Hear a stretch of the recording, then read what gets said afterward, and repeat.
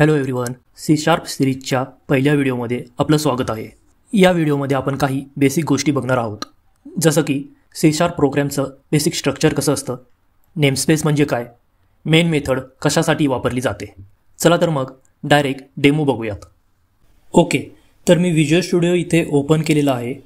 फाईलमध्ये जाऊया, new project. प्रोजेक्टमध्ये जर तुम्ही बघाल तर इथं मल्टिपल टाईप्सचे प्रोजेक्ट्स तुम्हाला इथे दिसतील.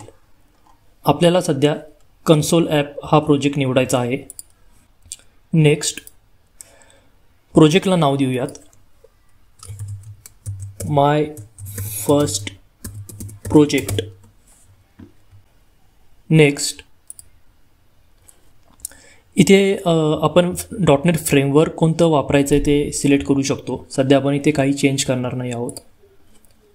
क्रिएटवर क्लिक करू. सो आपला कन्सोलचा प्रोजेक्ट इथं क्रिएट झालेला आहे. थोडं झूम करतो याला. इथेही लिंक दिलेली आहे. इथून आपण आपल्या प्रोजेक्टसाठी एक टेम्पलेट सिलेक्ट करूया. ओके, या लिंकवरून मी हे टेम्पलेट कॉपी करून घेतो आणि आपल्या प्रोजेक्टमध्ये त्याला पेस्ट करतो. ओके, इथे काही गोष्टी ज्या आत्ता सध्या अनवॉन्टेड आहेत त्या मी काढून टाकणार आहे, जसं की ही नेम स्पेस, इंटरनल कीवर्ड आणि पॅरामीटर्स. या मेथडला जे पॅरामीटर्स पास करत आहोत ते. तर हा प्रोग्रॅम काय करत आहे ते तुम्ही बघू शकता. इथे हा प्रोग्रॅम हॅलो वर्ल्ड हे सेंटेन्स प्रिंट करत आहे.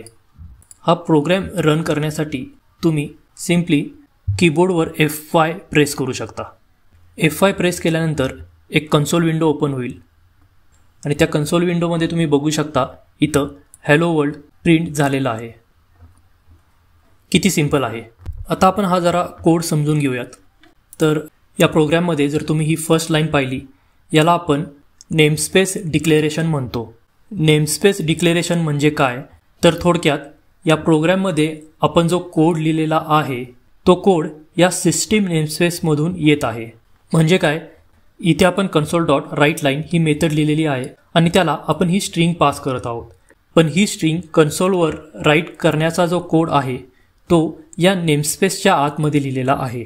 सो थोडक्यात नेमस्पेस म्हणजे काय, तर it is a collection of classes. So इथे जर आपण कन्सोलवर माऊस ओव्हर केला तर तुम्ही बघू शकता की कन्सोल हा एक क्लास आहे जो की सिस्टीम या नेमस्पेसमधून येत आहे. आणि जर मी सिस्टीमवर माऊस ओव्हर केला तर तुम्ही बघू शकता इथे की सिस्टीम ही एक नेमस्पेस आहे. जर मी इथून ही लाईन काढून टाकली तर तुम्ही बघू शकता इथे कन्सोलला आता एरर येत आहे. The name console does not exist in current context. आणि म्हणूनच आपल्याला इथे वरती ती नेमस्पेस डिक्लेअर करावी लागते. पण नेमस्पेस म्हणजे फक्त क्लासेसचा कलेक्शन नसतो, तर त्यात अजून बऱ्याच काही गोष्टी असतात, जसं की क्लासेस, इंटरफेसेस, स्ट्रक्ट्स, इनम्स अँड डेलिगेट्स. आता या गोष्टी काय आहेत ते आपण नंतरच्या व्हिडिओमध्ये बघूया.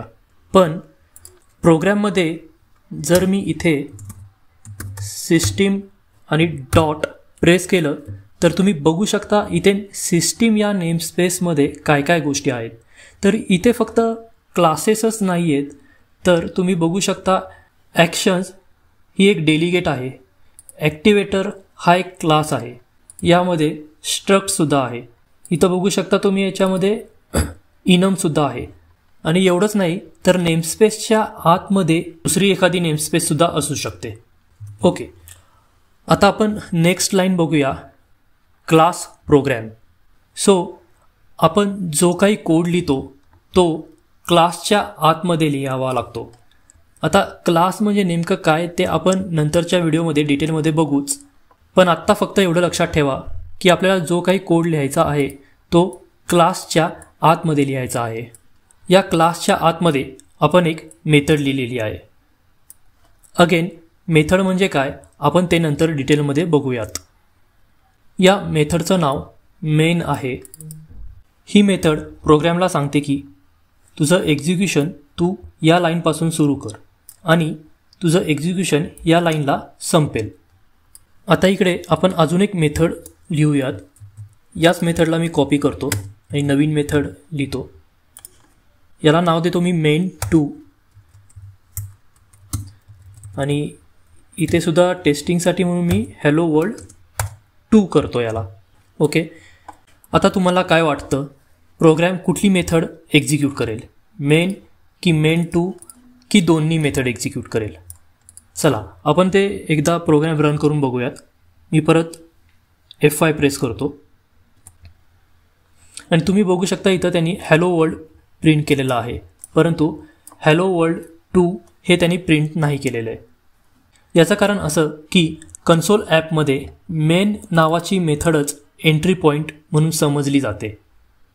पण जर मला main2 ही मेथडसुद्धा जर एक्झिक्यूट करायची असेल तर मला काय करता येईल, तर मेन मेथडच्या आतमधूनच मी main2 ही मेथड कॉल करेल. आता आपण एक काम करूया, इथं डिबगर लावून बघू आणि बघूयात की प्रोग्रॅम हा कसा एक्झिक्यूट होतो. डिबगरबद्दल आपण नंतरच्या व्हिडिओमध्ये डिटेलमध्ये बोलूयात, पण आत्ता थोडक्यात सांगतो की डिबगरचा वापर आपण प्रोग्रॅम हा कसा एक्झिक्यूट होतोय ते बघण्यासाठी करू शकतो. सो मी आत्ता इथे डिबगर लावलेला आहे आणि आता मी F5 प्रेस करतो. तर तुम्ही बघू शकता इथं डिबगर हिट झालेला आहे, म्हणजे इथून या लाईनपासून प्रोग्रॅम एक्झिक्युशन हे सुरू झालेलं आहे. आता हा डिबगर पुढे नेण्यासाठी मी F10 प्रेस करतो. तर तुम्ही बघू शकता आता कन्सोल राईट लाईन ही लाईन एक्झिक्यूट होणार आहे.